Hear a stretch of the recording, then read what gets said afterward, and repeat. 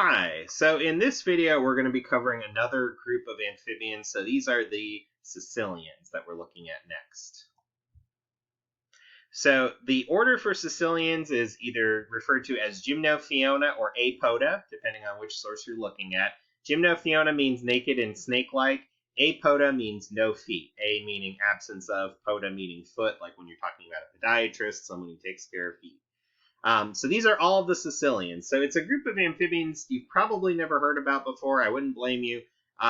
They're not seen very often. There's only so many species on Earth, and they live in pretty strict areas.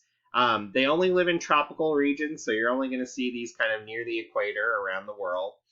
They live in subterranean and aquatic environments, so they'll either live underneath the soil or they live in water as far as the types of environments they live in.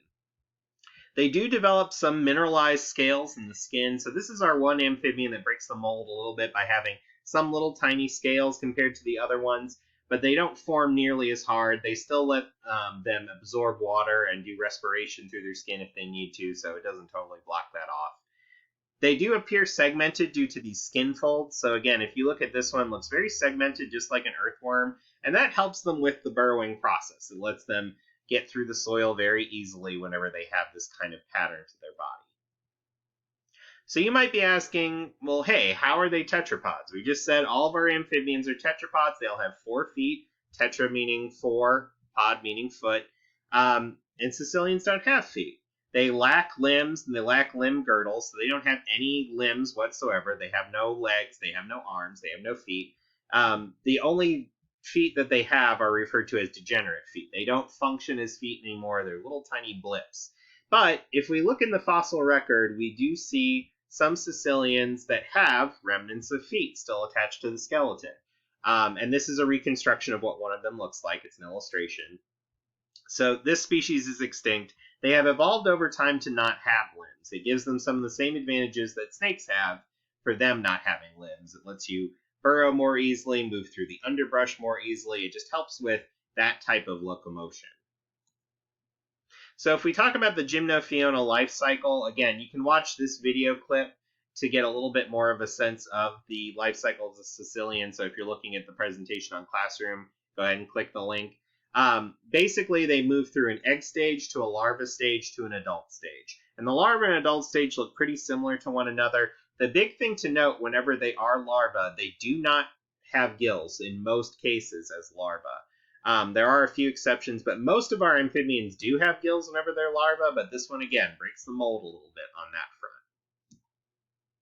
So as far as reproduction goes, Caecilians use internal fertilization exclusively, with the male using an intermittent organ. That means that the male has an organ that he will insert inside of the female's cloaca. Again, the cloaca is that hole that's basically used for reproductive purposes and for getting rid of waste. The male will insert the intermittent organ inside of there and deposit sperm inside of her so that the fertilization happens internally. Whenever that internal fertilization happens, eventually the female will either produce eggs or she'll produce live birth, kind of live young, whenever she gets to that stage.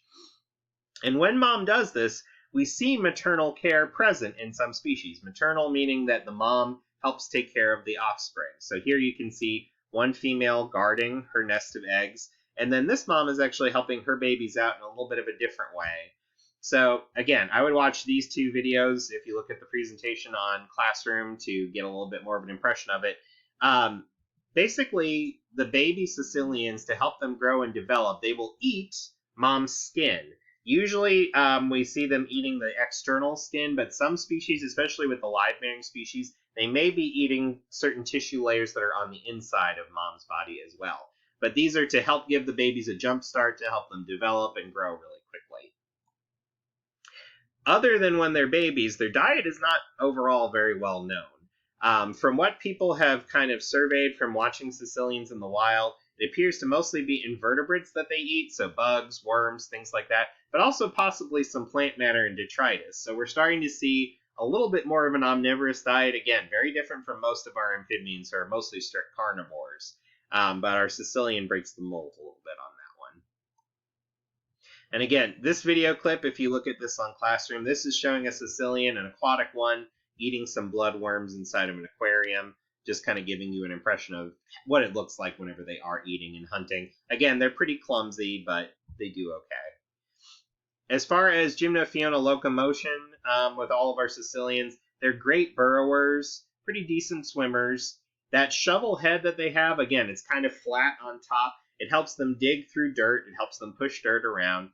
They have sensory tentacles between the eyes, so that little white dot that you see right there, here's between that super reduced eye and that super reduced nostril.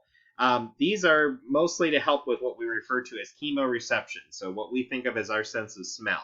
This helps them pick up on certain chemicals to determine what's going on in their environment. Again, since they're underground most of the time, their eyes are very tiny. They don't really need great eyesight for moving around in the soil.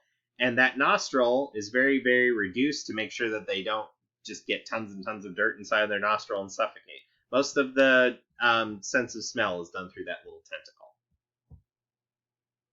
When we talk about respiration, most of them have lungs. They can do cutaneous respiration through the skin. There is at least one species of Caecilian that is lungless, just like when we talked about lungless salamanders. So they can only breathe through their skin. They can only draw oxygen through their skin by kind of taking it out of the water that's in there. But most of them use their lungs for respiration purposes. And again, when we talk about them being young, juveniles, most of them don't have gills whenever they're larvae, like a lot of our other amphibians do, so they don't really use gills for respiration. For defense mechanisms, again, all Caecilians are technically poisonous, just like our other amphibians. They can make those excretions through their skin. There is one species toxin, the one that we have pictured here, that can destroy red blood cells, so it causes them to rupture whenever this animal's poison is ingested. So, again, they do use that as a defense mechanism that's pretty effective. So I hope that this cleared up a little bit about this kind of lesser known group of amphibians, the Caecilians.